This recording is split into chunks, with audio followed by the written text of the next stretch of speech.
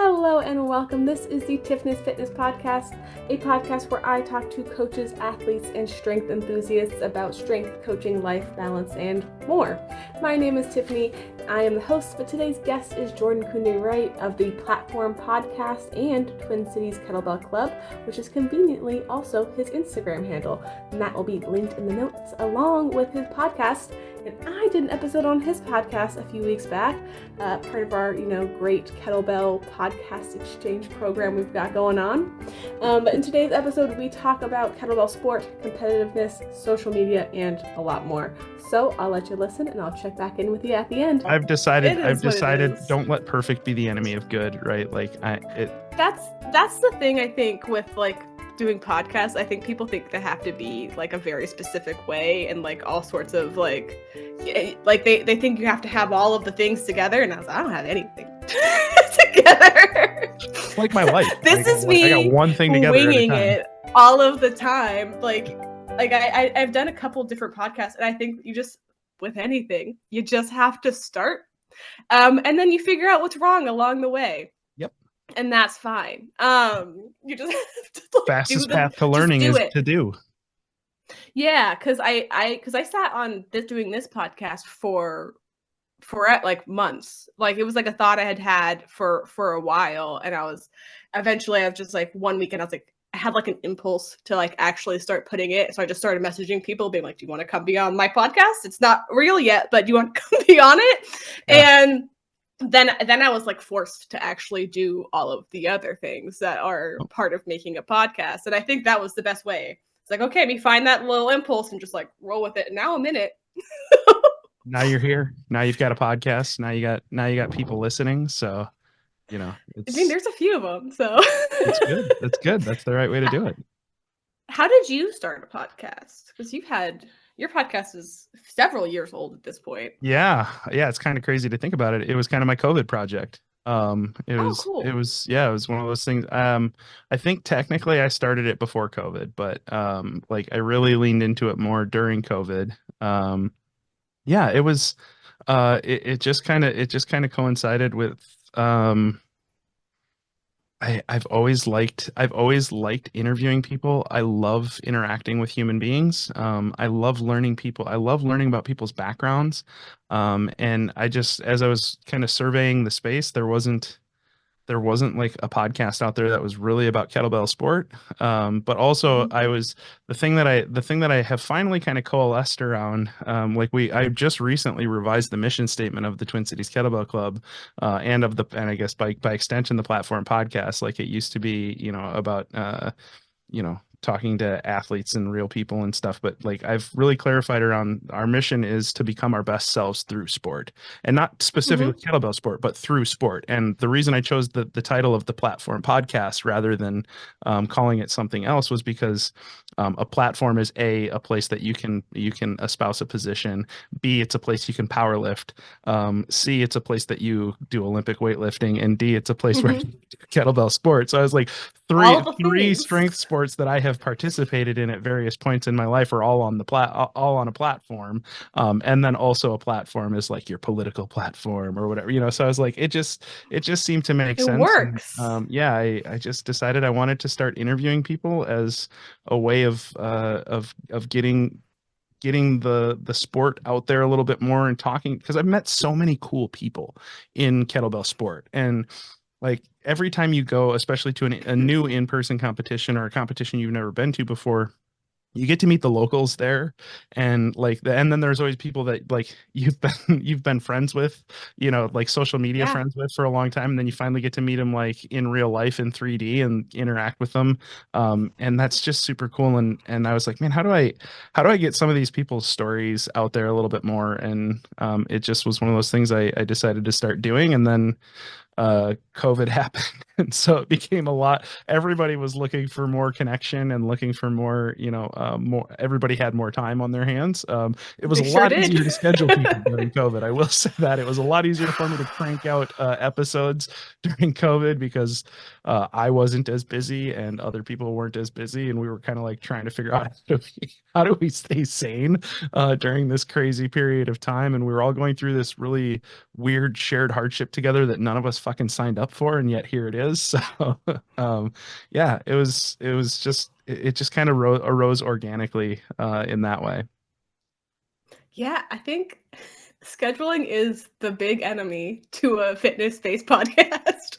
It is such a pain to be like, okay, we're in different time zones and we both work weird hours because we're training people. So Yeah, like my hours are scattered throughout the day. Like I have 3 hours here, 2 hours here on several days. And then also being like, okay, you have those, but also you're in a different time zone. So we have to yeah, navigate that.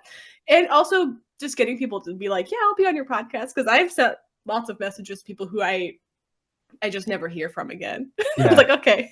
yeah. Well, or then you Like, like you can reach just out. say no. Yeah, people are like, oh, you should have so and so on your podcast. Like somebody recommended that I should get like I don't even remember who it was, but it was somebody that was like uber famous, and they're like, oh, Yeah. and Yeah.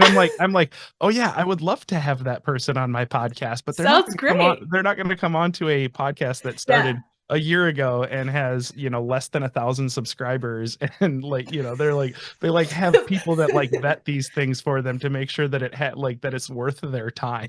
Like Yes. I was like, yeah, the person with 100,000 followers is not talking to me on my podcast. It's not I mean, happening. I'll And that's still shoot fine. those shots, man, because like, Hmm. I was always the person that's like, hey, the worst thing they can say is no, and I can take no 1,000 times a day. Like, that's fine. I've heard no my Yeah. entire life. It doesn't bother me. You tell me no, I okay, no hard prefer feelings. I prefer a no to like just being left on red. Like Yeah, I prefer yeah. being like that's not going to work for me. That's fine. Than never hearing from a person ever again because that's fine. Like I get it. Scheduling a thing and like talking to a person for like an hour is like maybe not a thing that people want to do. And honestly, if you just told me like, hey, you're just not big enough yet, or like I don't think your podcast is worth my time yet, or whatever, like I would Yeah. respect that. Like, yeah, Yeah, I'd be like, all right. I hate being ignored. Like being ghosted is like the worst. Like Yeah. that's the worst You're thing like, because they just feel like, oh, I'm not even worthy of a okay. response. Great. Like you could literally just type no. It's 2 letters N- or no, no thank you thanks. or fuck off. I would take piss I'll, off, fuck off, whatever. Yeah, cool. Okay. At least I know where I yeah. stand. Yeah, for sure. Yeah. It's just a weird thing. So that's why it ends up being a lot of people that like I peripherally know because it's like they'll mostly respond to me. Yeah. Have you started getting people that are reaching out to you to come onto your podcast?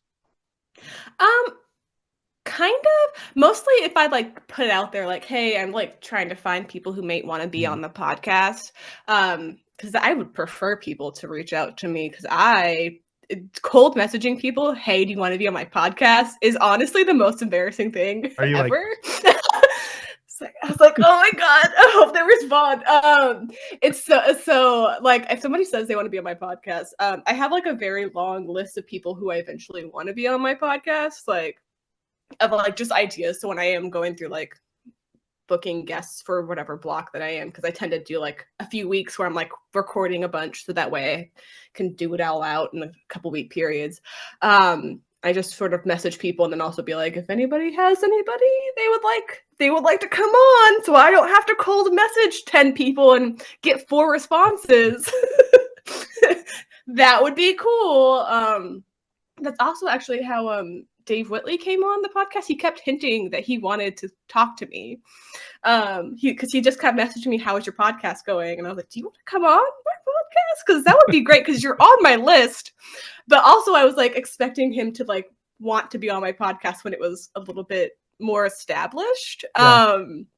But he's not like that at all. Yeah, it's always cool He's when you get some people like that too. Like there are people that like are like, I don't care if it's 10 people, I don't care if it's 10 million people. Like if it's going to Mhm. be a worthwhile conversation and it'll help somebody, like yeah, I'm in. Like that's super cool Yeah. when you get those people that are just like, yeah, whatever. Like, then you're Yeah, like, oh my because God. we had messaged back and forth a little bit because like I bent press and he's the bent press guy. Yeah. So like we messaged back and forth. He's giving me tips. I've like gotten feedback. Like we've been had like some sort of on and off like chat going on. And he had like seen my stories and my posts with this thing, and he's like asking. I was like, would you want to come on? Like, would that be a thing I can just ask you to do? And he was like, I would love to. You let me know when you're recording. And I was like, okay, sweet, thank you. So he like booked his thing. I sent him that link and he booked it really quickly. And I was like, that's cool. Cause he was like literally like one of the top people. Like when I had made my like brainstorm list of people I want on Yeah. my podcast, I was like, one day I'll ask Dave Whitley to come on. And then he was like, I would love to come on right now. And I was like, cool. You're coming back on again at some point. Cause we didn't get to touch half the topics that I wanted to talk about. But that was a fun one for me, and I think that's one of my best episodes too, because he just put out so much good information in that. He just was just saying, it was so good. It was a really fun conversation for me, because I was just sitting there like, yeah, you just keep telling me stuff. I'm so excited to be here right now. And then he like complimented me and my technique and my bent pressing, and I was like, this is the best day ever. Like, I'm thrilled to be here right now. So Yeah, Dan John told me, getting Dan John on was really cool. I was really yeah. excited, and the kind of the same thing where I was like, I didn't think there was any way that he would come on my podcast, especially when it was super early. And he came on right away and was super gracious and awesome, and gave. Yeah. I mean, Dan John is a wealth of knowledge. But we also talked, before and after the episode too, and we were talking some about his approach to writing and all of those things, and we were talking about, I said something about the three quarters concept is kind of what I called it. I was like, it seems like in kettlebell sport or any kind of strength endurance sport or even any kind of endurance event, when you get like three quarters of the way through it, your brain tells you to quit. Whether it was like there's this weird phenomenon where even in training, when you're like, oh, I've got a 5 minute set today, like at the Mm-hmm. 3.5 minute mark, there's always something where you're like, or at least for me, I shouldn't assume this is for everybody, but it's like, but like minute 7 of a 10 minute kettlebell sport set, minute 7 to 8, I call the death minute, because so many people, that's where most sets die, is because either people come out too hot or whatever. But that's also where your brain Mm-hmm. starts talking to you. And I hear marathoners talk about that too, when they see they're at like mile 18 and they know that they've got 4 more miles to go, or they're at mile 20 and they know they've got 2.5 more miles to go. It's like, those are the hardest parts, because your brain tells you that it's time. Like, no, I can't go on. I Yeah. can't continue. Right. And Yeah. I was talking to Dan John about that, and he was like, I think you've got a book concept there. He's like, you could write a book about that. And I was like, you think I could write a book? Like, Dan John thinks I could write a book? Like, oh my Oh my God. god. You know? If anybody watches that video with the one with Dave Whitley, I literally was like for like half of the episode, I was just like sitting there staring at him giving me all this information, just like was so like he just was so good, and just beautifully like tells you the things that like you're asking questions about. It was really good. And I barely had so many questions, because sometimes you bring people on and they don't talk to you. Like you're Yeah. kind of like having to drag answers out of them. So I had like a bunch of questions for him just in case. But I think I went through 3 of the questions, because he just was so eloquent and just kept going. And I was like, this is awesome. I Yeah. love that for me. I listen. I always listen back to the episodes that I record, which some people think is weird, because there are definitely people that try not to listen to themselves talk, which Oh, would be an odd thing to do if you record a podcast. But yeah. I understand the No, I have instinct. to listen to them like 3 or 4 times once I'm done editing and posting everything. Yeah, I used to do that. I've cut down my editing time quite a bit. And I gave up on the concept of like having a perfectly edited podcast, and I Mhm. came to realize that the ums and ahs and breaks in conversation and things that kind of happen, or the things that you flub up, uh, Yeah. actually make it more accessible and real Yeah. for people. So I've stopped trying to make it perfect. But I also try and go back and listen to the episode so that I can still continue to get better at doing it, because Mhm. like on our episode, I talked too much. I said too much, and but I just got all excited, like we were having such No, a great I don't think conversation, that's and like, fine.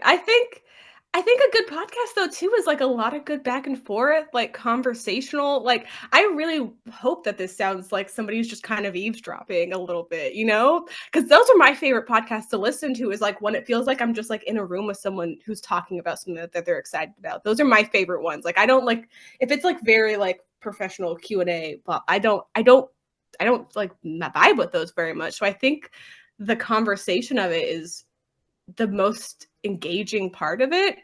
But I'm genuinely not a very good editor. I'm sure anybody who's complained to me about my podcast will tell you.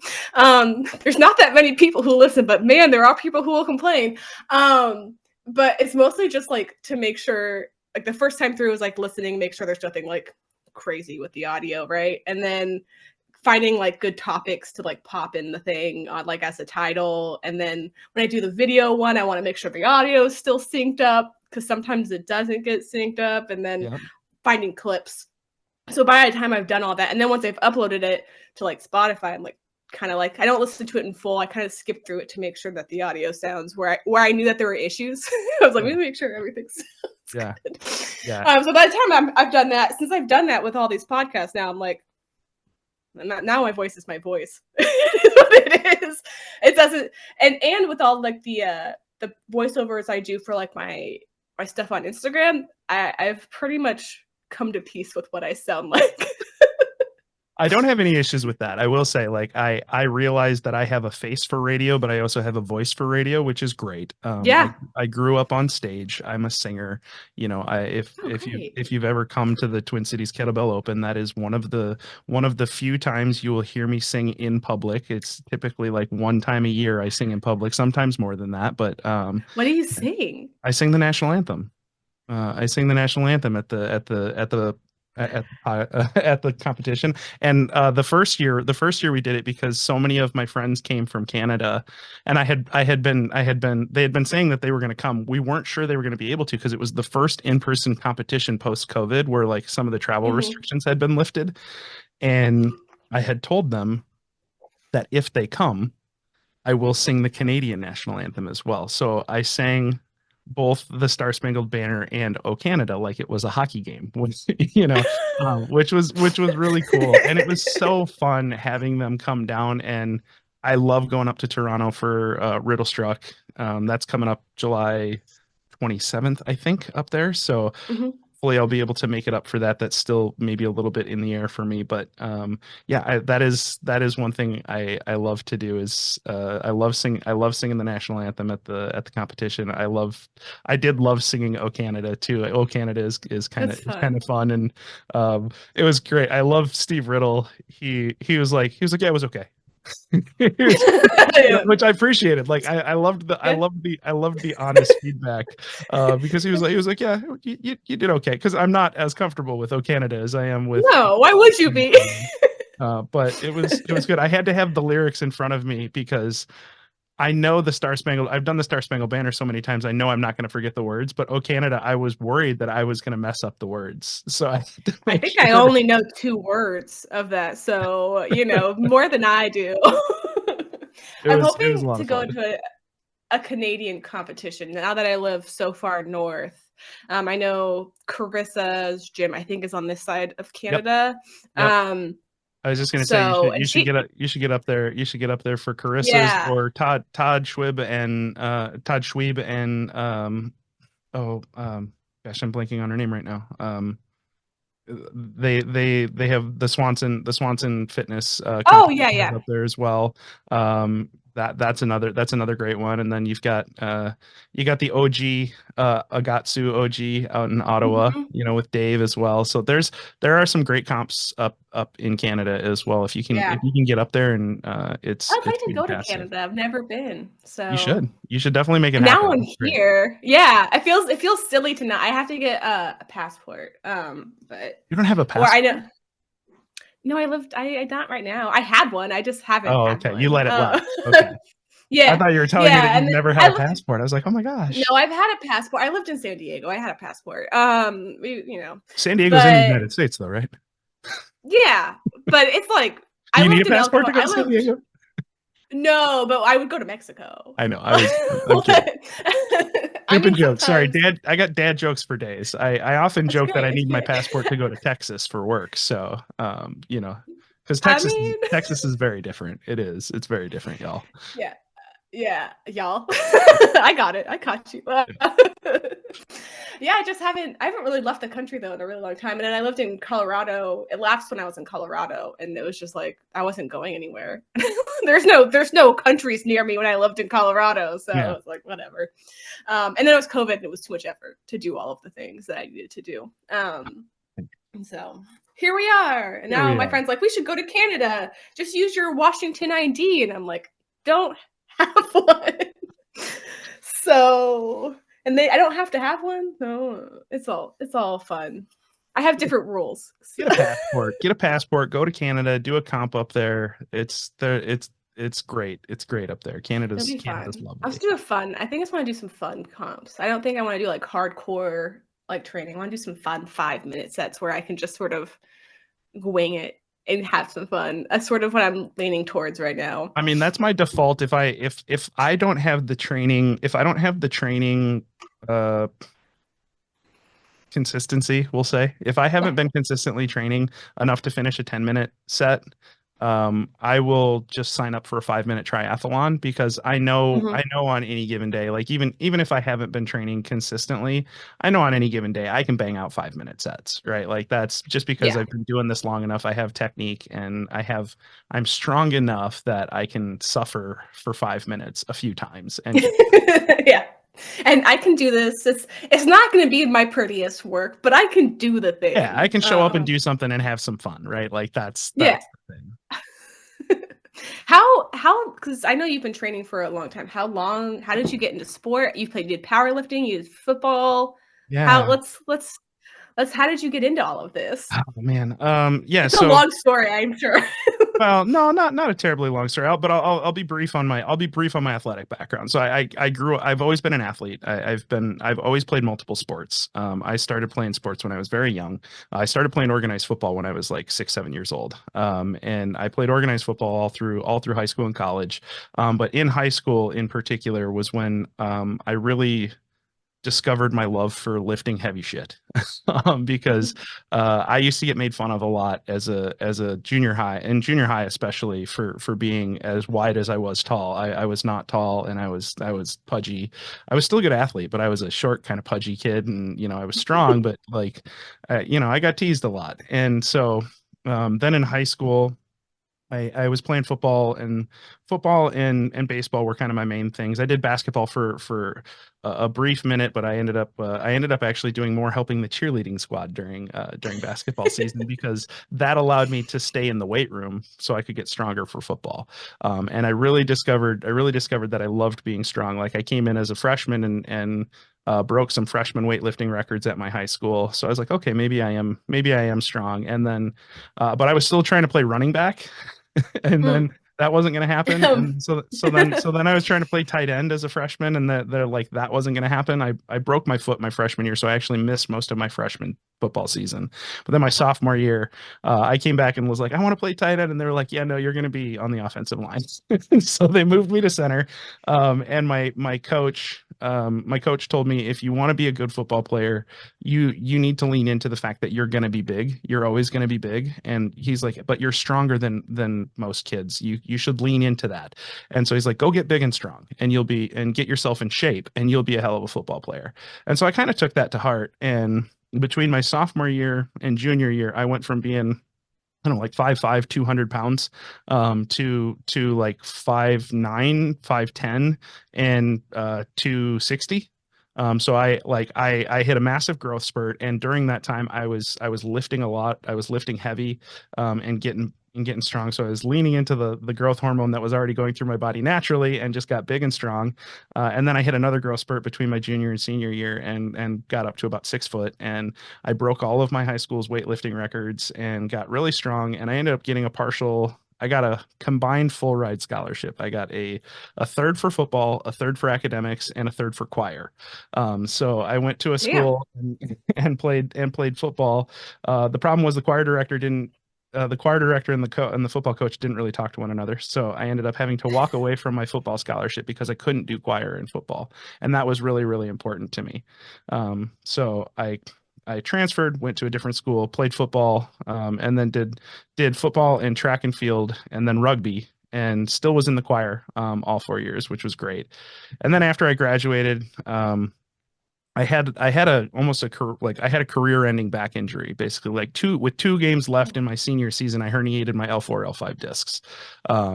Well, it actually happened. It actually happened like game 6, but I played with it for 2 weeks. Oh my And gosh. and Vicodin's a hell of a drug. That's Yeah, all. that That's sounds like all. some college football shit, like That's some all I'll college say. athlete, Yeah, like that's if all we I'll say if to we that. I prop myself up with painkillers and beer. I do not recommend that. It was no. not good. It was not good, not good decisions. But when I was done playing college football, I kind of went into a pretty deep depression for a little while. It's like having a leg cut out from under you because I was so Hmm. close to finishing. I was so close to finishing my career on my terms. Like I was so close to finishing playing football and to have it like kind of like, and even honestly by the end of it I wasn't really even having that much fun because I was so Yeah. beat up. I'd had my shoulder rebuilt. I had hyperextended my elbow so many times. I'd cracked a rib. I'd had 2 knee surgeries. I herniated my discs in my back. Like more concussions How than are I can you count. like a walking human being right now with all of You those? know, I because well, I learned at a young age that pain is a function of the brain and therefore can be shut down or ignored. So I just ignored a lot of the symptoms that I had, and it was also back in the, I had an offensive line coach that said you can't make the tub from the club, or you can't make the club from the tub, son, which meant like if you're hurt and you're in the ice bath, you can't be on the field, right? So it was like you play if you want to be on the field, you got to be at practice, and if you want to, so I just dealt with the injuries and I taped up all sorts of stuff, and it was kind of a running joke with the trainers. Like they actually brought me a snorkel for the ice bath because I used to, after practice, I would go into an ice bath up to my neck after every practice. But Might as I well said I do the would be biz brief, and now I too. realize I'm talking a lot. But Oh, it's fine. uh, We're so on my podcast where I ask you questions this time, so yeah, you yeah, can it's talk weird. all you It's want. it's weird for me. It's weird for me. Like I still feel like I'm talking too much. But yeah, I went into that kind of like deep depression for a little while, but fortunately my brother JJ, who's my best friend and he's 2 years older than me, he was my roommate in college. And he was a football coach on the team, and he basically just said, "What the fuck are you doing?" Because I was so depressed that I was just like I was popping Vicodin and drinking booze and skipping class and like just staying home and kind of just like not really doing anything. Like I was still turning in my homework and stuff, but I wasn't really going to Mhm. class, and I was kind of just feeling sorry for myself and moping. Like I didn't even go to football practice, even though I was still on the team, but I was so depressed about being hurt and everything that I just like kind of stopped showing up. Mhm. Which, it was really kind of a fairly dark period. But my brother was like, get your shit together. You're a semester away from graduating. Like, stop feeling sorry for yourself. My football career ended after my freshman year knee injury. So suck it up, buttercup. Like that's Yeah. life, you know, and which was really useful. Siblings are good for that Yeah, sometimes. siblings are useful. But then when I graduated, I had no idea what I wanted to do. My previous plan got derailed by meeting my now wife, which was great. Obviously, I'm not complaining about Yeah. that. But the plan that I had set for my life got kind of changed, and I didn't know what I wanted to do. And I was looking for something. I got really fat at one point. Like I was 370-ish pounds at my heaviest. So I was like 100 pounds heavier than I am now. And even now I'm not like as lean as I was, but like I got really big because I kept eating and drinking like I was still playing football, and that Yeah. when you're not, that's problematic. But I never stopped lifting. I never stopped lifting heavy was kind of always the interesting thing. I always lifted weights, even when I was still fat. I would still hang my hat on the fact that I could still bench over 400 pounds or whatever. Like it was kind of Yeah. my that was my point of pride, was I was still strong. But it wasn't until I decided I was going to lose a bunch of weight and I got my personal training certification, decided I was going to lose a bunch of weight. and before my wife and I got married. That was my thing. I didn't want to hate the way I looked in my wedding photos. So I decided to lose a bunch of weight and was fairly successful at that. Like I worked pretty hard for like 9 months. I dropped like 80 pounds in 9 months. And my wife and I did it together, which was really cool. Like she didn't need to lose weight. She just wanted to look good for her, in her wedding dress. So she Yeah. didn't need to lose nearly as much weight as I needed to lose. But we trained together and it was all great. And then I started working as a personal trainer at Lifetime Fitness. And there was my manager there, Matt, was a Marine, or is a Marine. Once a Marine, always a Marine, right? I Right. my brother is also a Marine, so I Yeah. know. So I he's a Marine and he's doing mostly hard style stuff, but he was a big, in the Twin Cities is where RKC is actually headquartered. It's actually like just a couple miles from my house. And he was doing some snatches. He was prepping for the RKC snatch test. So he was trying to do I think at that time it was 200. You had to do 200 snatches with a 24 kilogram bell back then. I think that's what it was, but I'm not sure. But anyways, I was like, oh, what? I was like, oh, what are you doing? Because the only thing I'd ever done with kettlebells was swings. Because our strength and Mhm. conditioning coach in college had some like heavy kettlebells that we could do some swings with, but that was all we ever did was swings. And I was like, oh, what are you doing? He's like, oh, I'm doing this RKC snatch test. He's like, this is, it's like I have to do it for a certain number of reps in the time and requires my conditioning be up. And I was like, oh, that sounds pretty interesting. He's like, oh, you think this is interesting? You should check out the kettlebell sport stuff that the Russians do. And I was like, what is kettlebell sport? And he's like, oh, I'll show you. I showed me a YouTube video, and I was like, oh, I was like, okay. I was like, Yeah. that doesn't look that hard. I was like, Oh no. he's like, well, he's like, you realize those are 32 kilo bells that they're lifting. He's like, those are 70 pounds a piece. And I was like, okay, I was like, yeah. He's like, I don't even have any. Okay. He's like, I don't even have any 32s. The heaviest I have are 224s. And I was like, okay. I was like, he's like, you think that? I was like, oh, it's like 50. I was like, what is it, 50 pounds? He's like, yeah, 53 pounds. Oh, I was like, okay. It's like, yeah, I could do that.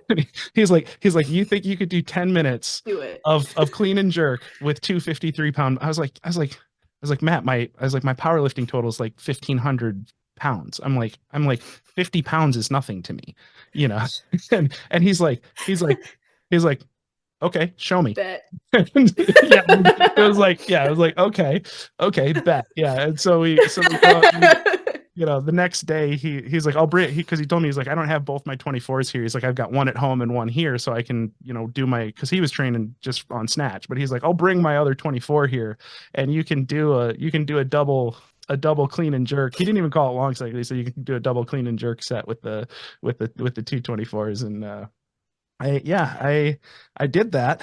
And I came out like any, young, dumb former college football player that thinks they're strong.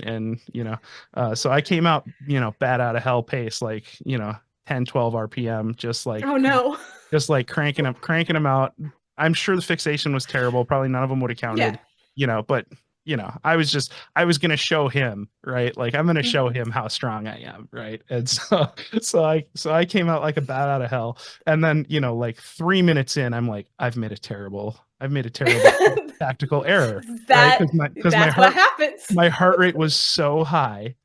And I was like, and the weight wasn't the challenging part. It was just how high my heart rate was. So then I was like, okay, I just need to hold these things a little bit. And so then I was trying to figure out where I can get rest. And so then I went from like, 10, 12 RPMs to like 4. I'm Mhm. like trying to hold them in the rack. I have no concept of a rack position. So I'm holding them like, like this. And then I'm trying to hold them overhead because I'm like, okay, I'm strong overhead, so, I ended up making it about like 6 minutes into it, before I dropped the bells. Yeah, I think I got like 6.5 minutes in, and like dropped the bells and like just collapsed on the floor. And I'm just laying there, and Matt is just laughing his ass off at me. Yeah. He's just laughing. He's just sitting there laughing. He hasn't even said anything yet. And I'm laying there, and I start getting the sensation where like things are Yeah. starting Yep. to the Close walls are in on starting to you. close in on me a little bit as I'm laying there, and I'm like, I'm gonna throw up. And so I like got to my feet as quickly as I could, and like sprinted out the door. And I'm in a Lifetime Fitness in Eden Prairie, Minnesota, which, if for people that don't know, like Lifetime Fitness they're big for one, but they're also really fancy and expensive. And I'm a personal trainer there. Like I'm one of the assistant department heads there. And so like I'm supposed to be kind of, I'm supposed to be Put kind of together. benchmark of fitness and whatever. And like, so I'm like, instead I've got to run out and I go through like past the front desk, run past a bunch of our guests out the front door to where the guests come in. Like the employees typically park in back, but that was way the hell, on the other side of the It's gym. too And that far. it's too far. Yeah. And I didn't even think about like there's a trash can over there or anything like you're in like I'm gonna Your throw up on you, brain's but your gone. brain's not working. So I literally ran like 100 yards out of the building, out the front door, the main entrance of Lifetime Fitness, and threw up all over the sidewalk. Just proceeded to just spew all over the place. and, And and then you were like, I totally love this sport. I'm going to totally yeah, do it I was again. hooked. Yeah, I came back in after I collected myself. I came back in and washed my mouth out and went back. And Matt is still just sitting there, and he goes, "10 minutes, huh?" And I was like, "Fuck you. Uh, how do I learn how to do this?" I was like that. I was Yeah. like, that is the hardest thing I've ever done. How do I learn how to do this? That is the hardest thing I have ever done. It's like that. I was like, Yeah. that was so much harder than I thought it was going to be. I was like, I was, and it like, then I just got it in my head. Like, I have to be able to finish 10 minutes. I have to be able to do this. I have to. Mm-hmm. And he was like, well, you should look up, he was like, you should look up, he's like, you don't want to do RKC. You should look up Valery Fedorenko. He's like, he's the other. He's like, there's like two kettlebell guys in the U.S. right now, and like he's the sport guy. He's like, Pavel is the other guy. He's like, that's what I'm doing. He's like, but if you want to do kettlebell sport, he's like, you should go look into Valery Fedorenko. And so I went down the rabbit hole, and this was 2009. I went down the rabbit hole. I looked into the WKC, the World Kettlebell Club. I flew out to the Bethesda, Maryland, and got my first kettlebell sports certification from Catherine Imes and Valery Fedorenko out in Bethesda, Maryland, and then came back to the Twin Cities. I left Lifetime Fitness later that year or early the next year and opened my own gym in the Twin Cities. And I wanted to do kettlebell sport out of that gym and CrossFit, and like I wanted it to be like kind of a strength sport gym where it was like we were going to do CrossFit, kettlebell sport, strongman, powerlifting, Olympic weightlifting, right? Like I wanted it to be kind of just a safe space for anybody that wanted to lift heavy shit. That was really what I wanted to do. Yeah. And so then I was like, well, I've got a location. I bought a bunch of the original Valery Fedorenko pro grade kettlebells, matching pairs up to 28 kilos. He didn't have any 32, so I went up to 28 kilos, and I had several pairs of those. And then I was like, well, I've got the bells, and I reached out to Fedorenko about, well, how many people do you need to have in attendance to do a certification course? And so the number was not that high. It was like he needed to have like 7 registered Mm-hmm. participants, and I needed to provide the space for the day. Like so we got I was like, okay, and so Yeah. I went to work on it, and I ended up getting like 10 people registered. We put it on, and so Valery Fedorenko flew in, and then I got my kettlebell strength and conditioning certification, and then I got my first judging certification, and then there was another, I can't remember what coach, like kettlebell sport coach certification. So there was kind of 3 separate chunks to it, which was really, really cool. And Valeri had kind of his own methodology behind it and everything, but I really learned a lot about kettlebell sport, and really that was kind of where it really seeded for me. And so it was like back all the way back in 2010 was when I first got certified in kettlebell sport, specifically. Just got your ass kicked by 224 kilo bells, and you're Oh like, fuck yeah, I want to do that. That's what I want to do. And yeah, that right there is the complete and utter psychopathy of every kettlebell sport lifter that's ever existed. You just do it once and you're like, I think I'm going to die. I would love to do that again. yeah. You kind of know right away. Like it's one of those, like if you kick somebody's ass in the first session, and they're like, "Oh my God, I want to do that again." You're like, Yeah. I got you. You're Right? in. You're in, I like know. one of us, one of us. Like you get that, and then you get the people that are like, yeah, no, no, no way. I hate this. Yeah. Yeah, that's my husband. I tried to get him to do sport with me, and he did not. He was not like, this is not for me. And Yeah, I was like, same. that's My fair. wife, I get it. my wife is the same. She's like, yeah, no, I have no. She's like, I've seen you do it. I have no desire. Okay, No, it's that's fine. fine. That's That's fine. I cool. love you He anyways. does his own thing. Yeah, like I love you He's got anyways. his Nice own butt, stuff. and we Yeah. move on. Yeah, Yeah, I think that's the exact same conversation I've had back and forth with my husband. So, and good job. yeah, See you later. yeah. I'll see you out there. Good game. Give them the last smack and go on your way. Yep. Oh, that's so great. I love that. I love that so much because I didn't get my ass kicked so much until I actually started like doing like practices. At which point I had seen everyone else get their ass kicked, and I was like, oh, this is just part of it.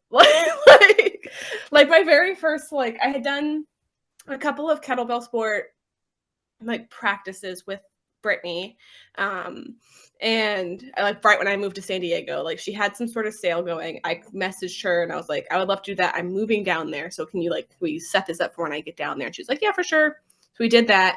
And then after I did a couple sessions with her, I went and did the sport practice with Core. And the practice stuff we had done together were very light, very easy technique, super technique based, because obviously working on the technique with lightweight. So by the time I got to the stuff, I had like, bare minimum skills at that point. But they were doing longer sets because they had been in the middle of like a cycle when I popped in. And I saw everyone just like at the end of the set, just like on the ground with the bells everywhere, like laying around. And I was like, oh, is that what we're doing? Like, that's what we're doing. Okay, cool. Now that I know that's what the level is that we're working on, love it. I can do that. I can push myself like until I break. Like that's something I'm very good at. Soccer players do that all the time. Like, Yeah. And I played goalie. I got the shit kicked out of me on a regular basis. So like I was like, oh, are we doing that's what we're doing? And I played like, we talked about yours, like they would just run us until we puked. So like I can do that. I can that's fine. It's not ideal. I don't want to puke, but if I have to be better, let's do that thing. I hate puking. I hate pushing myself till I puke. Like I hate it because like my whole body, like it is like a whole body commitment, and my whole body does not like hold any muscle out of it. Like I've burst blood vessels in my eyes, but I've done that squatting too. That's the thing that doesn't like I've done that squatting. I've done that deadlifting. Like I've like you see people come up with nosebleeds when they do like power. Like I've done that before, and like it's not like it's but like for some that doesn't faze me, but like the throwing up thing, I don't know. Like I'm such a wuss. Gross. I haven't thrown up from training in like I think since I lived in San Diego. And that was mostly because I switched from snatch to long cycle and I didn't realize that I had to change my meal timing. Yeah. And that was dropping weights on your that was a so that's like when I get new clients and we're shifting to long cycle, I was like, let me warn you that you have to time your meals out properly because it will feel terrible. Yeah. Nothing solid in your stomach like at least 2 hours prior to a long cycle. So, you have to feel it out. Like now I know like I can have like rice cakes are always safe for me. Bananas are always safe. Like it's like a practice. You have to find what works for your body. Yeah, for sure. And some days it's not going to work and it's going to suck. But I haven't, that was like, I think the last real time I puked, I almost puked when I did my first biathlon. And that'll do it. And it looked like it. It looked real bad. I have that video like fully on my Instagram, so you can scroll and find it. And I am like this, like fully. You're thinking like about this. it. You're thinking about like where do I put this if I spew? There was the last like 2 minutes. I was like, okay, so what do I do if I start to feel it? Like I was like, I can dump the bells this way. That I know the bathroom. Like I was like, I need to. You came up with an exit strategy. I had a strategy. I was like that. I was that close. I was so scared. We're really selling people on the sport here. I was the first one and I didn't want to put the bells down, and I was definitely undertrained because at that point Brittany had shifted from her like training hard to like more minimal style training, and I wasn't prepared. What's the lowest clinically effective dose? Yeah. And I was far below what I needed to be to finish that set. The only reason I finished the set is because mentally I was like, I'm not putting these fucking bells down. You'd rather die than drop the bells. Yeah. And I almost did. So it was pure mental. She's like, you can just put the bells down at like 8 minutes and that's fine. And I was like, there's no, like, that's not what I will do. Like, you know, that's not what I'm going to do. Yeah. And she's like, it's fine. Cause the most I had done prior to getting up there, I think was 6 minutes or 7 minutes, which is not enough time. Yeah. So not unless you're doing like three sets of 7 minutes or yeah. So those last few minutes, I am like this. I am flushed and pale. Like my husband, bless his soul, I asked him to take pictures when I do my sets. And he has so many pictures of me like this, looking like I'm about to puke. And I was like, could you not take those pictures? Like, hey, you told me to take pictures, babe. Like, could you have taken pictures the first 2 minutes where I looked like I was competent? And not when I'm like, I like that sheen, that like flu sheen. I had that full. Yeah. It was, you're like extra pale but shiny. Yeah, that's it was it. And yeah. I was so at the last I finished the set, fully finished the set because I was the very first flight of the day, and I was like, I don't want to set this tone for the competition too. Like I want to like set, because everyone was there, everyone was watching because it was the first flight of the day. Yeah. And I was like, I can't put these bells down. I won't put these bells down. I don't care if I die, I will keep these bells in my rack position. And everyone's like yelling up, and I was like, there's no way. There's no way. No there is no there's up. No there's up. just no down. This is it. I'm just holding on. There is survive and there is down. Those are my choices. I'm choosing survive. Maybe I'm choosing survive, and then every like 15 seconds I would really try to get it up, and I would maybe get him up. I ended up actually tweaking my shoulder in that set because I couldn't get it up, and it like dropped right on my shoulder, which ended up being like a thing I've had to deal with for a time from now, because I was like, I'm not putting these bells down. But yeah, I finished the set, they finally counted it down. I like drop them and I like slump to the floor. We have rule number one for the Twin Cities Kettlebell Club is live to train tomorrow. We don't get hurt in practice, but I'm very specific about we don't get hurt in practice, because competition is the place where you go to that dark place, where you go to the fringes of your capability, where maybe you go even outside of the fringes of safety, because that's fucking sport. Where you push it. That is competition. That's what competition is for. But we don't do that in practice, because we never want to sacrifice our ability to come back and train the next day, because progress is made through consistency. Even if you have to drop the bells, or even if you have to slow pace, or even if you have to take more rest or whatever, right? There's all sorts of ways you can auto-regulate. And yeah, that, of course I want people to do it to the prescription if possible. But I actually like applaud my athletes when they're like, yeah, I was doing my military snatch and started to feel a tear coming on, so I stopped it. I'm like, good decision. Yes. Good work. Good decision. Right? I love when they make smart decisions on their own too. Yeah. Because at first your athletes won't make those smart decisions on their own generally. But once you like teach them, this is our job, and then they text you and they're like, hey, I had to change this because it didn't feel right, or my shoulder didn't feel good, or my hands my grip was going and I didn't feel like I was going to be able to make this. Is that okay? I'm like, that's great. I love when they ask, is that okay? So good. I'm like, of course it's okay. That's so good. I'm so glad that you like recognize that this was not going to turn out well, and you adjusted so you could be better, so you could keep going. Because if you had torn your hand to shreds, how was training going to go the rest of the week? Like, it's Tuesday. You have 2 more training sessions minimum with sport. Like good, smart. I love smart choices. Smart choices are my favorite choices.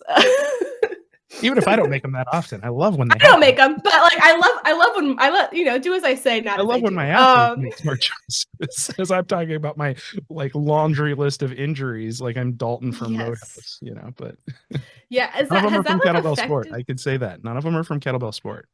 I've never had a serious injury from Kettlebell Sport. I've tweaked old injuries.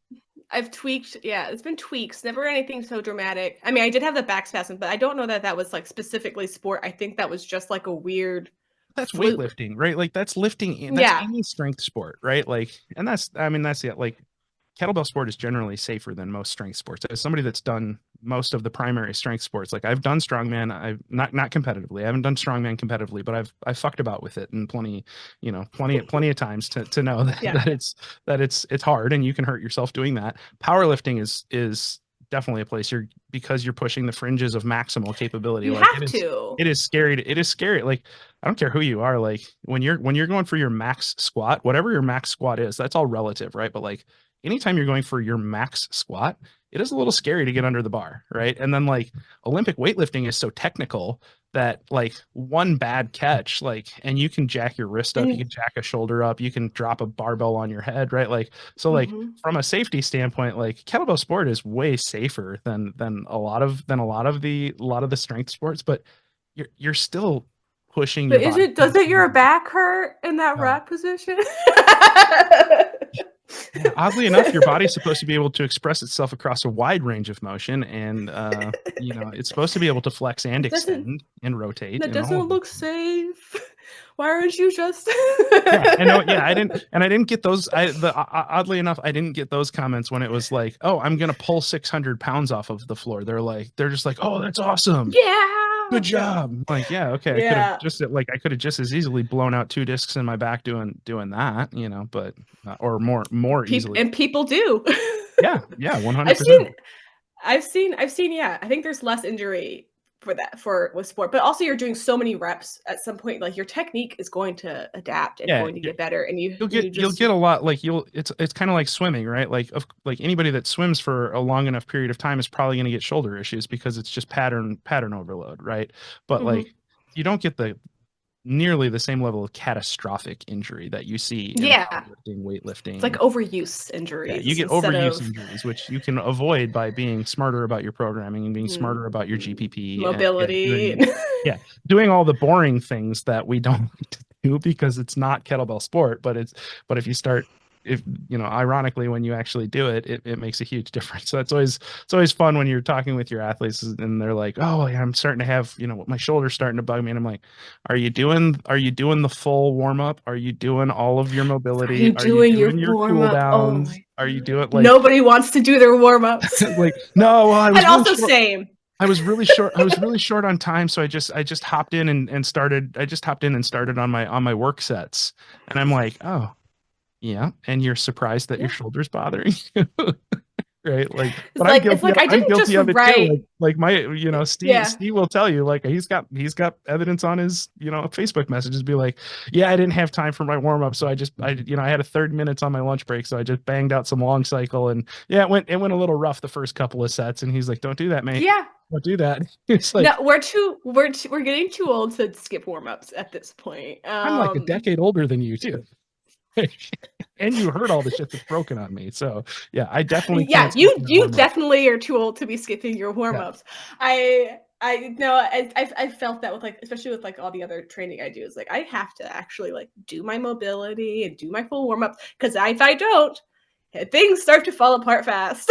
It's also I mean, but the other side of that polarity is like it is also amazing how wonderful your body feels when you keep things in Mhm. balance and you do all the mobility and like you start like getting things opened up. And like I still remember the first time I ever achieved a restful rack position in jerk. I was like, holy shit, this feels like cheating. Like I could actually like I'm not there anymore because I'm too heavy right now. I don't feel like I've I'm ever too really felt heavy right that. now, so I can't get my elbows in tight enough towards my navel to actually get to my hips. But there was a I can time. find that I can find that in the snatch overhead rest. I've never really found well jerks for sure. Jerks I've never felt cool in. I've never had like that moment of zen in jerks.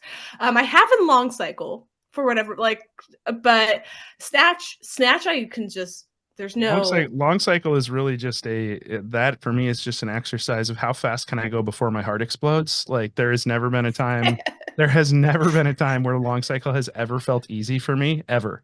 Like never felt easy for me. And like that, so that what what lift do you think is like your sport lift? Like what's the lift that you like love the triathlon. most? Triathlon. Yeah. Oh, okay. Yeah, Super cash, super cash. yeah, no, no, it's funny because I have, I interestingly have a love-hate relationship with all of them for different reasons. Like I love Fair. long cycle because it was my first lift, and like, I worked so obsessively on getting good at long cycle for like a year and a half plus, and you know, and I loved, I hated how hard it was, and I hated how much every time I had a hard session, like not every session should be a hard session. So I wasn't always pushing Mhm. myself. There were some sessions that were like medium intensity, and there were even some that were easy. You know, easy, and I say easy in quotes, but you know, Love those 1 minute set days. yeah, relatively easy. But even though like, so long cycles always felt hard, but I loved it because it was my first one, and it always makes me, I always feel the most athletic doing long cycle because it is probably the most athletic of the lifts. So I always feel my most athletic when I do long cycle, and I love that about it. I hate how hard it is. Jerk, jerk, jerk. I hated for so long because I could never get rest. Like, and it's one of those things. Like, it's a density problem for me. Like, even when I'm at my leanest, like I'm still going to be thickly muscled, like unless I Mhm. intentionally let some of my muscle mass waste, which I have no interest in doing. Like I'm always going to be thickly muscled, and that causes some restrictions in your ability to get to certain positions. Yeah. So not being able to achieve restful positions in the jerk is really, really hard. And given I have two rebuilt shoulders and an elbow that doesn't fully straighten, even overhead fixation, that's my most restful position, but even that can be challenging if I stay there too long, Yeah. right? But I got to the point where like, even now, like, you know, I could probably go out into the garage right now and grab my 32s after a sufficient warm up. I could probably go out and grab my 32s and bang out 20, 30 reps, right? Like it would be hard and it would hurt like a motherfucker, but like I could do it. And there's not like, that's decent volume and that's pretty strong, right? So like I like how strong I feel in jerk. Yeah. It's like a very powerful It lift, but feels powerful. I Yeah. hate how much localized suffering there is because like all the things Localized hurt, suffering right? Like, you is, know, like your I joints think, hurt or the your hand goes tagline. numb or whatever, right? Like, so it's a very localized suffering, right? It's not like long cycle where it's like everything hurts and I'm dying, right? That's the thing. So like the thing I love about jerk is how powerful I feel, and it's like it's where I can express my I don't know. I best still way. feel like everything hurts and I'm dying when I'm doing jerks as well. Well, see, but But it's that for might me, just be a personal it's personal for me vendetta I have. it's the heart rate thing. It's the heart rate thing. Like long cycle redlines me on an energy system standpoint in a way that jerk Mm, never does. Like even when I'm pushing 20 RPMs on jerk, it doesn't redline me in the same way that 10 RPMs on long cycle does, just because of the amplitude of the movement. And you know, yeah. it's just a fat guy problem, right? Like my heart rate goes super high, I go over threshold, and I am like, and that happens like for me in like minute 2, minute 3 sometimes, and then I'm just, how Oof. long can I go over redline? That's why long cycle is so hard. Whereas I don't redline and jerk until 7, 8 minutes in, and then it's just about like, And do then I it's have just the muscular maintaining. endurance to have to even get to that point because of the localized, you know, mobility requirements. And then snatch is just a fickle bitch. Like I love it, like, but it is so technical, She really and is. like it's kind of, for me it's kind of like a golf swing where it's like you hit a great one and you're like, oh my god, that felt wonderful, it was so great, what did I Mhm. do? How do I do Yeah. that? What did I do right? How do I do that again? Right? And then like there's just like so many little itty bitty details that you need to get consistently right over and over and over again, because if you're going to hit a good number in snatch, you need to be over 200, right? Like you need to be 20 RPMs for 10 minutes. And that requires so much precision, Hmm. you know? So like, I don't know that, like, so that's what I like, but I do love about snatch. Like when you get into the zone and you find your groove, it's so meditative. That is the Yes. You, one lift that I don't have to think about my pacing, because once I find what I call my cruising pace, right? yeah. It's Zen. Once I find my cruising pace, it's just like up, down, up, down, up, No thoughts. and you're just like I know. you're just breathing, feeling the flow, you know, and that's fantastic when it happens. That is a beautiful moment, and that's what I love. Like that's what I love about snatch. So as I continue Me to too. get older, just as we all continue to get older, that will probably be my prime. Like that will be Definitely. eventually become my primary lift, where it'll just be like snatch will be my thing. But I'm gonna Hmm. hold on to long cycle and jerk as long as possible, because I love doing all three lifts because I love the challenge of I All love of the the challenge of lifts. all of them, and I, you know, it's the ADHD thing too, right? Like a squirrel, you know, Mhm. like I can't, like, you know, like I love having different things to focus on at different times, and I love being able to rotate, and I do genuinely from a coaching perspective and from an anthropomorphic perspective, I do think that triathlon training is the best way to avoid pattern overload because you're varying your Mhm. movements throughout the week, you're varying your movements throughout your training cycle, so that you don't get the same type of loading patterns all of the time. And also because snatch is a one bell movement as opposed to a double bell movement, you have some natural undulation in volume and intensity by virtue of the fact that you're lifting just one bell. Even if you're doing a lot more reps and the volume is the same, the intensity by which you got to that volume is significantly lower, right? So I like that from a programming perspective and just from a physiology nerd perspective. I also like that about triathlon training, which is part of the reason like I like to coach most of my athletes to do triathlon as their basis for overall general specific readiness for kettlebell sport. So then all we need is an 8 to 12 week honing cycle is what I call it. Like if Yeah. we're working together and you've got 6 months of triathlon training and you're like, hey, I'm going to go up to Riddlestruck in July 27th and I just want to do long cycle and snatch. Like, cool. Then the Just focus it in. next 8 weeks we're only doing long cycle and snatch and we'll focus it in. Or I want to do biathlon or I only want to do long cycle. Cool.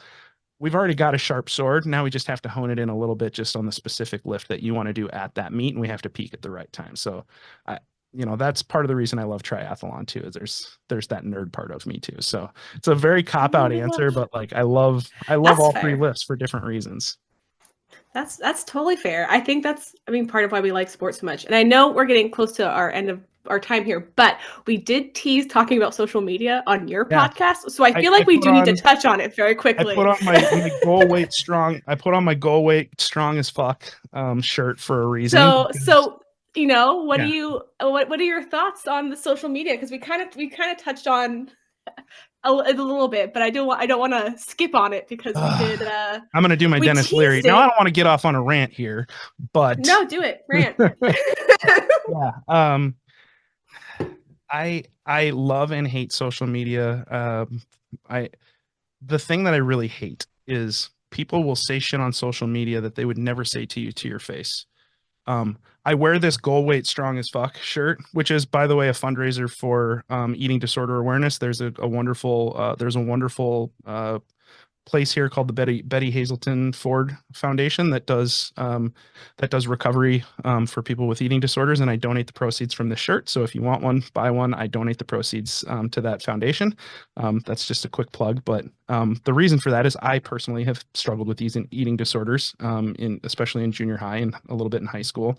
But the thing that bothers me so much is that people will say shit to you that they wouldn't say in person. When I wear this shirt in person, people see me wearing this shirt, and I've had people stop me at monster truck rallies, on the street, at Vikings games, whatever, and be like, I love your shirt, right? Or I've Mhm. had people say, oh, mission accomplished, like shit like that, like which Mhm. still, like, even that, I'm like, you shouldn't comment on other people's bodies without Yeah, their permit. But I and not I'm ever really. but then I'm like on the back it says comments fucking don't, like, because this is Yeah. about the fact that, and this was all precipitated by one of my friends who had submitted a video for a video submission for a different, I think it was for Carissa's meet actually, and she had submitted it on a Facebook page that was for judging, and some random person told her that she would be way better if she lost 50 pounds, like, and it's Ugh. like, you don't have the right to make those kind of comments just because somebody's on social media. That doesn't make it okay for you to say those things. And if you wouldn't go up to somebody at an in-person meet and say, you know, you'd really be a lot better up there if you lost 50 pounds.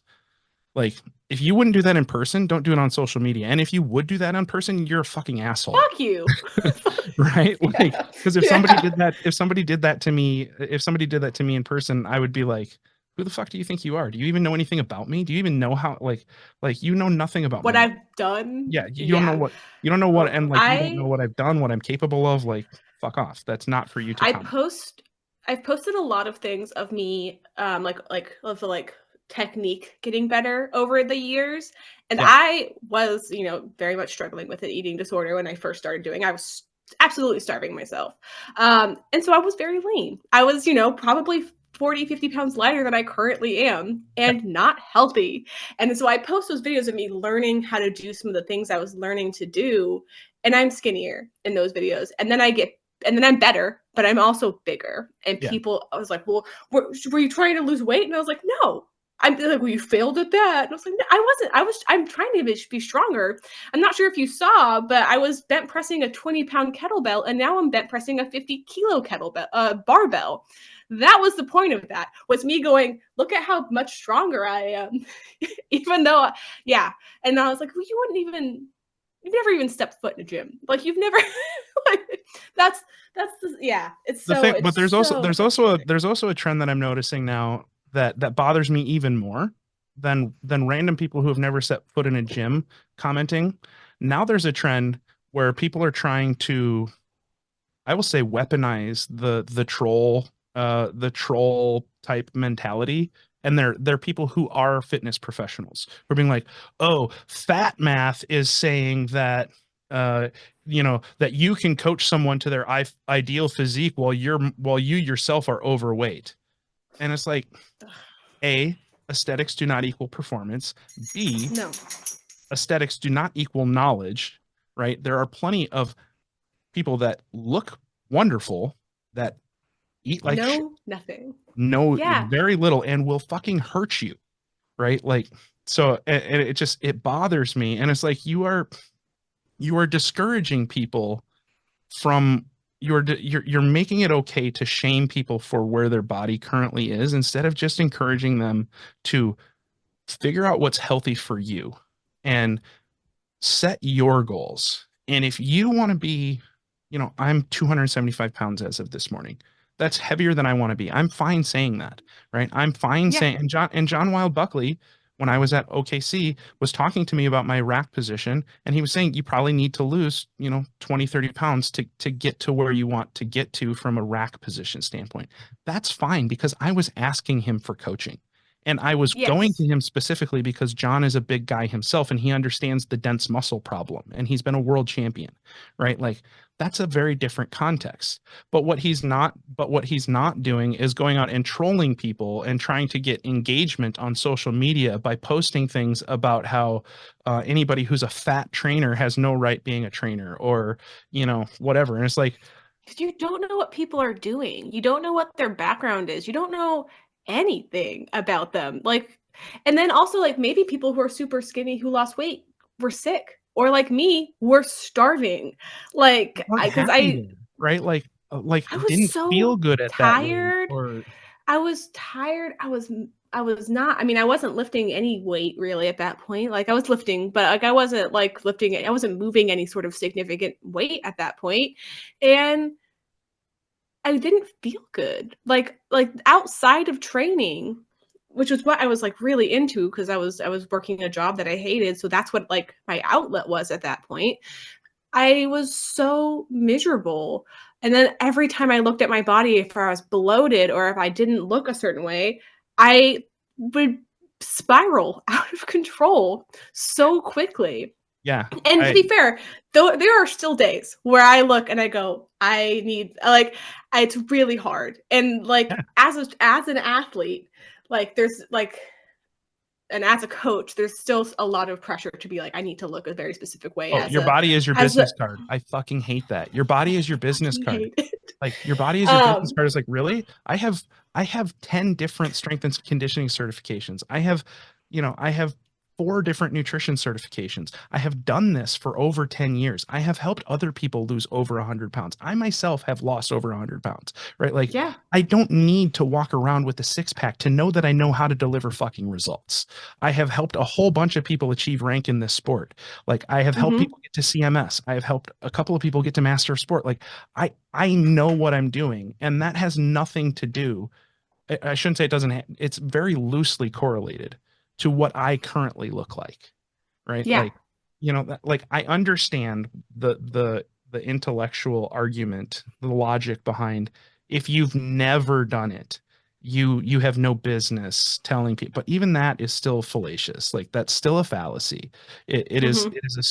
It is assuming that you can't possibly coach someone else to get somewhere that you haven't personally been. And that is not true. Bill Yeah. Belichick has never won a Super Bowl as a player. Doesn't mean he's not No, the greatest football coach that's ever coached in the NFL at this point, right? Like, yeah, it just not a drives me Patriots crazy fan, that so. there's this like and it's just a way to make people feel shitty about themselves, or to make someone Mm-hmm. feel good about themselves, or to get the engagement that they want so that they can get more likes and follows and clicks. And there's this whole like, Get that us versus them mentality, we're and gonna own the libs, or we're gonna own the conservatives, or we're gonna, like, I don't care what side of the fence you're on, or like I don't care about virtue signaling in that way. Like I don't give a shit. But it bothers me that we have this tribalism where it's like, oh, you're either in the body positivity and health at any size movement, or you're in the like, oh, you can you only have to be super lean you and have to be, have. if you're not walking around with a six pack and making six figures and whatever, like Derek from Step Brothers, then you're a piece, then you're not actually a man, like fuck off. Mhm. It just, I don't know, the toxicity of it really really bothers me. But then the love part of it is, some of my best friends are people that I only get to see once or twice a year, like my friends up in Canada. I Mhm. only get to see once or twice a year in person. And but if it wasn't for social media, I wouldn't get to connect with them hardly at all, and they wouldn't even be my friends, right? And then there are communities of people that are incredibly supportive, and you have the positivity of that, and you have good people that you can follow, and it's a wealth of information if you know how to wade through the stuff, and if you have the discipline to, A, not create an echo chamber, but B, not listen to the people that are like trolls. Don't feed the trolls, and to not listen to that, but I don't know. It's such a tricky needle to thread, and that's why it's such a love hate for me, is because there are so many positives to it, and could be such a useful thing, but because it's been, and this, I'm going to go off on a little bit of a data science thing here because I'm a data science nerd, because they have optimized for interaction, they have optimized for engagement rather than for quality. We have a problem where now being inflammatory is being rewarded. So the objective function we're optimizing for is engagement at all costs. And that's why hate speech gets optimized. That's why mental health for teenage girls is at the lowest it's ever been, and teenage boys as well. But because they're getting fed things that make them feel shitty about themselves, and they get fed things that reinforce those patterns because it gets engagement. And that's partially because That our brains are hardwired to remember things that make us feel bad or that are negative, because we take negative signals as warnings and threats. So we click on those things, and then the algorithm says, show them more of that, show them more of that, show them more of that. And before you know it, you're in a fucking cesspool. And that it's a bothers me. nightmare. But that's what, like, right, I one of the reasons I shifted how I was like my dieting and my disorder was because I knew my baby sister, she's 10 years younger than me, and her friends started following me on things. And I was like, I cannot do this to them. Like, I cannot do this to my sister and her friends. Like, I know that because they're like, just getting on social media. And I was like a person that they knew that they could follow.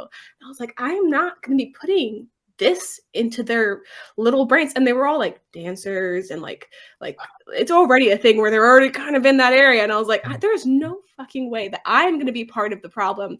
So that's how I started shifting, and like for them. But then it shifted and be like, oh, also me. Like, also, like, I can like myself Yeah. even if I'm not a size 3 or 4 or whatever the fuck I Yeah. was. And it's hard some days. Some days I'm still like, what if I just stopped eating carbs? I bet that would be a good plan. And then I have to be like, no, no, no, no, don't do that. Don't do that.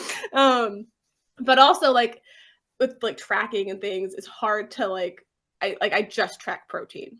I can't track my calories. I know in my heart that if I start tracking the calorie end, my brain will be like, don't you, let's start bringing those numbers down. So how I can do that and still like hit like the nutrition that I need to hit is I just track the protein, nothing else. I don't allow myself to track any of the other macros. And if I hit my protein, generally everything else sort of feels like it's in the right spot anyways. Yeah. But it's hard. I'm with you. I have similar struggles. I probably have a little bit. I have other struggles too because I'm such a data nerd that like if I don't have the data, it makes me feel like I don't know if I'm I in like control of the tracking things. yeah. I But that loved my leans into fitness the pal anorexic because I loved control it. mechanism. Yeah, that's an anorexia thing is the idea that withholding is control. That is what it is. It's locus of control, and you're taking internal locus of control from something that you feel out of control about because your body isn't Yeah. what you want it to be, but I can And control what goes into my body. And if I can track every single thing that comes into my mouth, then I know then I'm in control, yes. right? And then And we like winning. So like on those things, it's like if I do this, then I'll win. Like I'll win my day. yeah, I Like won that today. was the thing when I did my Slippery fitness slope. pal was it gave me streaks. I love streaks. Oh my God. Do Oh, I it's love telling you that streaking. I did it? I love a good like you did it. I love Yeah. gamifying it. So that was so like stopping my fitness pal and uninstalling that was such like a big deal for me because I had done it. I did it for 1,000 days streak was when I was like, I have to stop. I was like a discussion with my friend Marion, and I was like, if I'm gonna hit 1,000 days and then I'm not, I have to stop.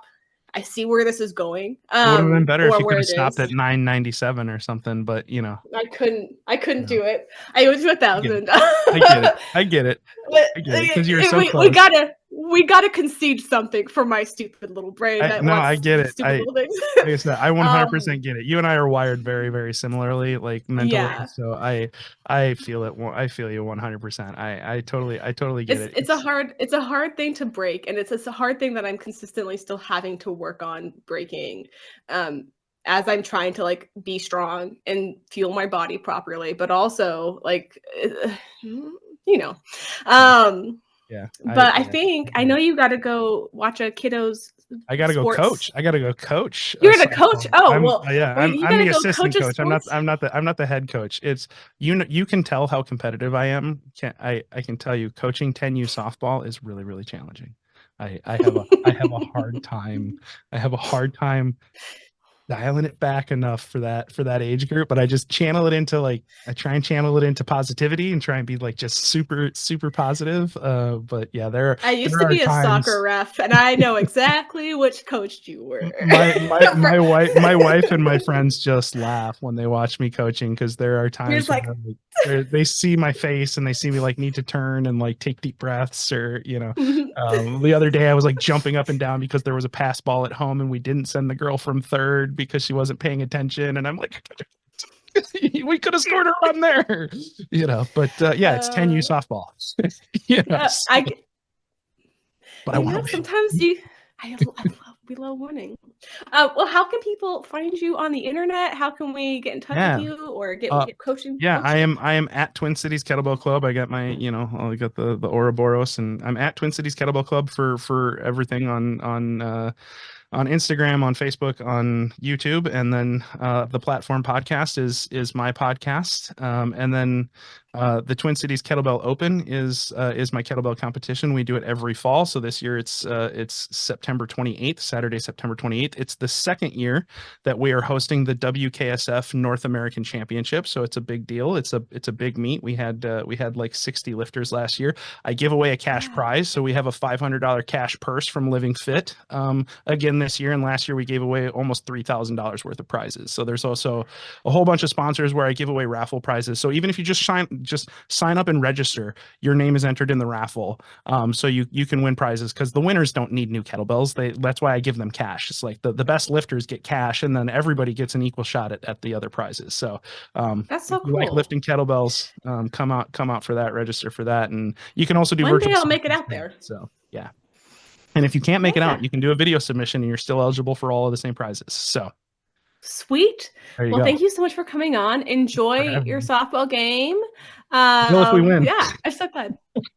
no, I'll try and have fun either way. But, I'm just kidding. Have fun either I said way. the quiet part out loud. That's, I get it. I get it. Yeah. And that's all we've got this time, and we'll chat soon. Thanks, Bye. Chris. It's good. Thanks so much to Jordan for coming on. We had such a great time chatting on this episode and on his podcast. So if you enjoyed us talking a bunch, go check out that episode too. Make sure you're giving him a follow on Instagram, Twin Cities Kettlebell Club, and the Platform Podcast. And don't forget to rate this podcast or give it a thumbs up wherever you're listening to it. It helps so much. And make sure you are keeping an eye on my Instagram because I have a really cool announcement program coming out soon and I'm really excited about it. So make sure you're following to get all the updates on that. That's all I've got for this week. We'll be back in a couple of weeks with another awesome guest, and I'll see you then. Bye!